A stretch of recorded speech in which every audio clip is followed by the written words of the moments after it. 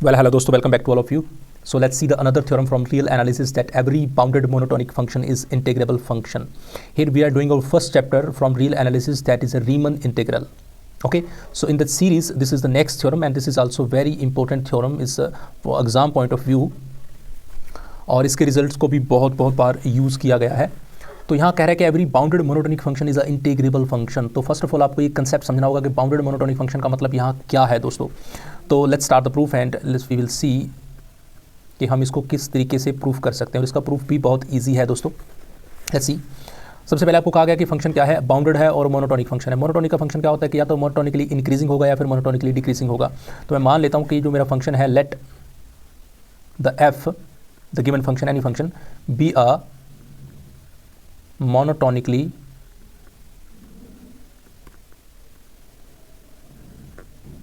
हमने इसको मान लिया दोस्तों कि जो फंक्शन है मेरे पास ये मोनोटोनिकली नॉन डिक्रीजिंग फंक्शन है, the non decreasing function. This is monotonically non decreasing function. Okay, तो अगर ये मेरे पास नॉन डिक्रीजिंग फंक्शन है और ये क्या है, बाउंडेड तो है ही, non decreasing and bounded function on the close interval, non decreasing function on close interval a b. Okay, तो दोस्तों अगर ये नॉन डिक्रीजिंग है इसका मतलब ये इंक्रीजिंग है और हम इसको डायरेक्टली इंक्रीजिंग नहीं बोलते.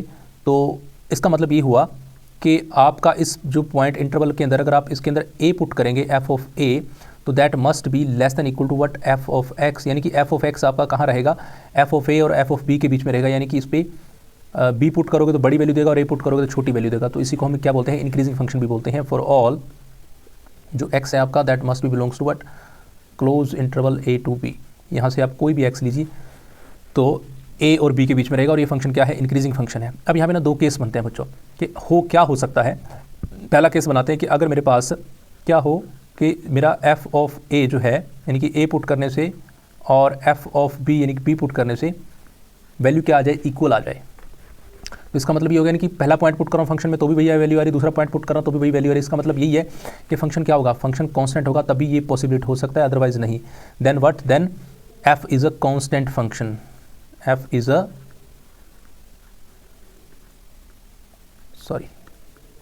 F is a constant function. Okay, अब देखो अगर कांस्टेंट फंक्शन है तो वो डेफिनेटली क्या होगा, इंटीग्रेबल होगा. It is integrable. तो यहाँ हमें कुछ करने की ज़रूरत नहीं पड़ी कि अगर मेरे पास फंक्शन स्टेशनरी है, फंक्शन कांस्टेंट है, फंक्शन पहले पॉइंट पे वही वैल्यू देता है, दूसरे पॉइंट पे वही वैल्यू देता है, फंक्शन क्या होगा, कांस्टेंट होगा और कांस्टेंट होगा तो वो इंटीग्रेबल डेफिनेटली होगा. तो हमारी थ्योरम होगी प्रूफ. बट दोस्तों अगर ऐसा नहीं होता तो यानी कि अगर मैं मान लेता हूँ कि लेट करते हैं कि फंक्शन आपका एफ और एफ ए बी इक्वल नहीं है, हालांकि एफ ऑफ ए जो है ना वो छोटा है एफ ऑफ बी से, यानी कि फंक्शन आपका इंक्रीजिंग है. छोटा पॉइंट पुट करने से छोटी वैल्यू देगा, बड़ा पॉइंट पुट करने से बड़ी वैल्यू देने वाला है. तो अगर ऐसा होता है तो क्या होगा, तो मैं मान लेता हूँ कि मेरे पास कोई ना कोई एक एप्सिलॉन ग्रेटर देन 0 एग्जिस्ट करेगा. ओके, और एक पार्टीशन भी होगा. Let epsilon greater than 0 and b given and p मेरा क्या होगा, पार्टीशन होगा. और पार्टीशन किसका, ए और बी का. हम हर बार बनाते आ रहे हैं, वही इस बार बनाऊंगा. A is equal to x naught, then x1, then x2 and up to xr minus 1 and then xr then xn. Clear, ये आपके पास पार्टीशन बन गया.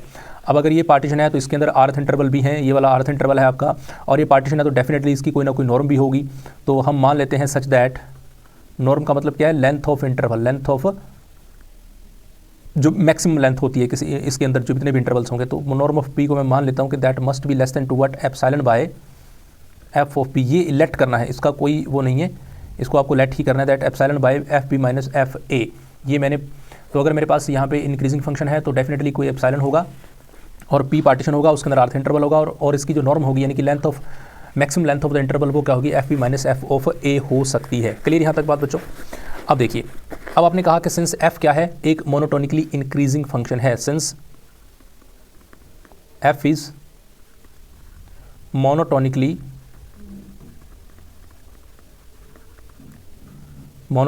इंक्रीजिंग है. अगर मोनोटोनिकली इंक्रीजिंग है तो डेफिनेटली यहाँ पे आप क्या होगा ये देखिए, ये मैंने कहा ना ये एक आर्थ इंटरवल है, आर्थ इंटरवल में छोटी वैल्यू ये बड़ी वैल्यू है, तो जब छोटी वैल्यू फंक्शन के अंदर पुट करोगे तो x r minus one put करोगे तो वो छोटी वैल्यू देगा यानी कि स्मॉल एम आर देगा, ठीक है, लोअर बाउंड देगा इसका। और जब आप बड़ी वैल्यू पुट करोगे यानी कि f of x r put करोगे तो बड़ी वैल्यू देगा यानी कि कैपिटल एम आर देगा, वही आपका एल यू बी और जी एल बी। तो कैपिटल एम आर आएगा बड़ी वैल्यू पुट करने से, स्मॉल एम आर आएगा आपकी छोटी वैल्यू पुट करने से। क्लियर है यहाँ तक? और आर आपका बच्चों कुछ भी हो सकता है 1 2 3 से लेके एन तक। ओके, अब देखिए, अब हमें किसी फंक्शन को इंटीग्रेबल प्रूव करने के लिए ना हम एक थ्योरम का सहारा लेते हैं, वो ये है ऑस्किलेटरी सम की थ्योरम, जिसके अंदर हम करते हैं कि you f P minus of L f P अगर हम कर दें तो हमारे पास थ्योरम ऑलमोस्ट ट्रू हो जाती है अगर ये लेस देन एप्सिलॉन आ जाए तो, ठीक है ना।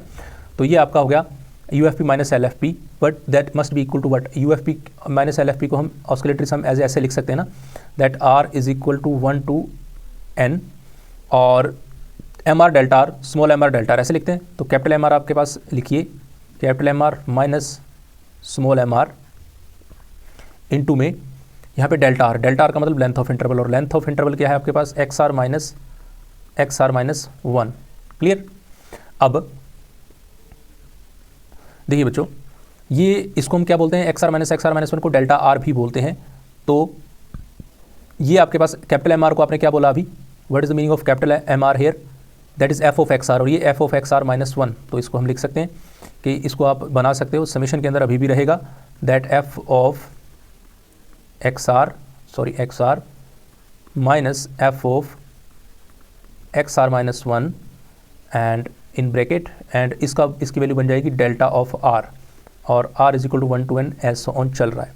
अब हमें ये बात पता है दोस्तों, वी नो दिस, अभी हमने कहा था नॉर्म ऑफ पी यानी कि maximum length of the interval यानी कि डेल्टा आर वो रहेगी किससे, less than epsilon by f b minus of f a. ये हम अभी बोल के आए थे पीछे, हमने लेट किया था जहाँ हमने कहा था कि इसको आपको मानना पड़ेगा। तो फिर इसके डायरेक्ट रिजल्ट से मैं इसको बना सकता हूँ लेस देन, ये डेल्टा आर तो ये बन जाएगा epsilon by f b minus f a, तो ये f of x r minus f of x r minus 1 ये क्या बन जाएगा। तो देखो ये आर यानी कि r is equal to 1 to n, ये टोटल इंटरवल की लेंथ को बता रहा है। टोटल इंटरवल की लेंथ क्या हो जाएगी दोस्तों, definitely f b minus f, यानी कि आप इसको लिख सकते हो that must be equal to f b, यानी कि एक्सट्रीम क्या पॉइंट क्या है आपका बी और इनिशियल पॉइंट क्या है ए। तो ये टोटल लेंथ इसकी वैल्यू क्या बनने वाली है, f b minus f f a into ये बन गया आपका एप्सिलॉन डेल्टा आर की वैल्यू लिख रहा हूँ f b minus of f a. Clear दोस्तों? ये दोनों हो जाने वाले कैंसिल, बट कैंसिल करके दिखाना नहीं है, और बचेगा क्या एप्सिलॉन, और यहाँ से आपको ये चीज़ शो हो रही है बड़ी easily that you of F P minus L of F P that is what, that is less than epsilon.